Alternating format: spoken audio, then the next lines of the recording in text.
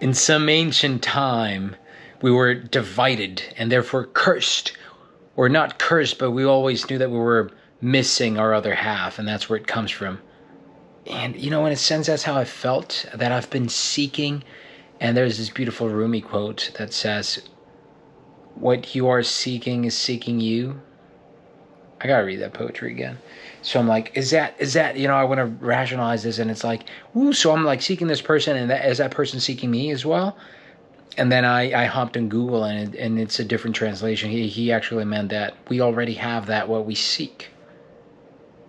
But it's so hard sometimes. It's like, okay, I know this oneness thing, and then I just fall back into feeling alone and sometimes empty. But I guess that's just a mode of consciousness. We all have like our certain patterns that we just tend to fall into. But we can let go of them, I believe. And we can practice into being kind to ourselves. And I forgot to use the tools again.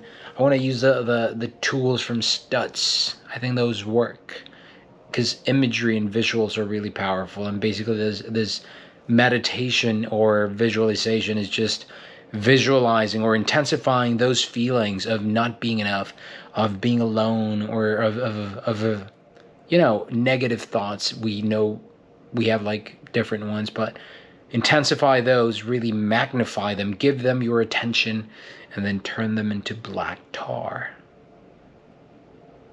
And they will trap you, and you can't move because all this black tar, all these negative thoughts are turning into black tar.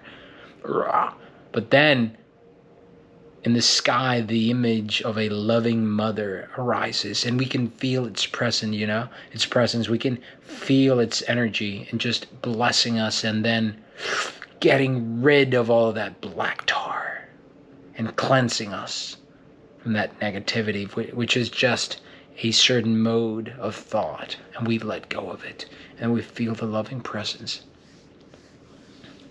And I think that works in a sense of being aware of those negative thoughts, knowing that we are not them, and reducing their power, because those pendulums, they can drain us all the time.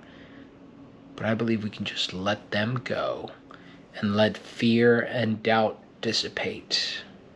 One step at a time, one day at a time, and we all have different things. Perhaps you have some of mine of not, like thinking that you're not good enough and you got to do more and find that way, and then you can't find it. And then it's some sort of paradox, right? Because when you want or seek something too much, it's like grasping water, and that water slips by through the cracks. And that happens, and it's not a beautiful sight. That's happened to me sometimes. So I went for a walk. I just went for a walk, and I was, feeling a lot of heaviness in the body. And well, I spoiled myself. I did. I got 2 filmmaking books. Herzog and Quentin will be I actually saw this movie, Fitzcarraldo, a couple of weeks ago on the big screen. I feel lucky about that. And then Quentin, I just really like that guy, especially because he recommended one of Ankur Wise in the Mood for Love movies, and I loved it. It's like one of my favorite movies ever now. So I love it now, and I will be checking that out, reading them, see what I can get.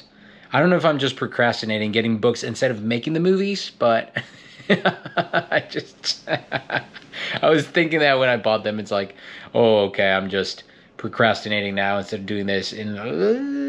But anyway, yeah, so I guess it's just taking care of energy, doing the work. I did the work. I did some YouTube videos. I don't know how I'm going to do my coaching. I think I've got a certain valuable assets that I can contribute to the world, and I want to do that through my teaching and my YouTube videos, but I don't really know how to shape it yet, so that's kind of got me a little bit frustrated too. And next steps, I don't know. I talked to a friend, which was great. Cameron, I love you. Thank you for sharing stories with me. That always helps. And yeah, I don't know. There's my plant over there. I love you, honey. And I think I'm just going to go to bed now. I will set an intention. I will keep my dream journal next to me so I can write something.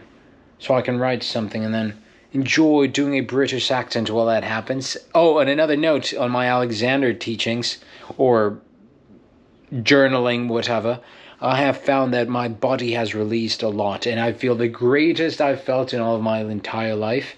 Why? Because I can feel my whole arm, and it's not blocked by muscle or tissue. Before I used to think that you could, I would extend my arm, and I wouldn't be able to reach my own shoulder, kind of easier way, and now I can. So I'm really glad about that.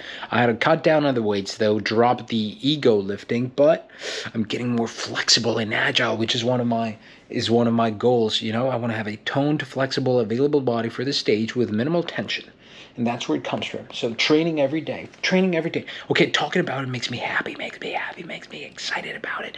Now, next thing, I know my memory's tough shape, because I got good memory, and it's growing, it's accelerating, it's building on top of itself. So I want to figure out why, when I'm in a scene, I'm still paying, listen to that word, a lot of attention to the text, which is where I don't want my attention to be. Okay. Well, so that's it for today. I have my couple of books here. I will scan them, journal a little bit. What went well, what didn't go as well.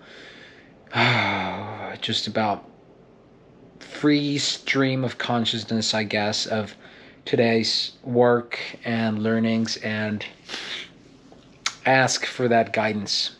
And write in the morning. Listen to the answers.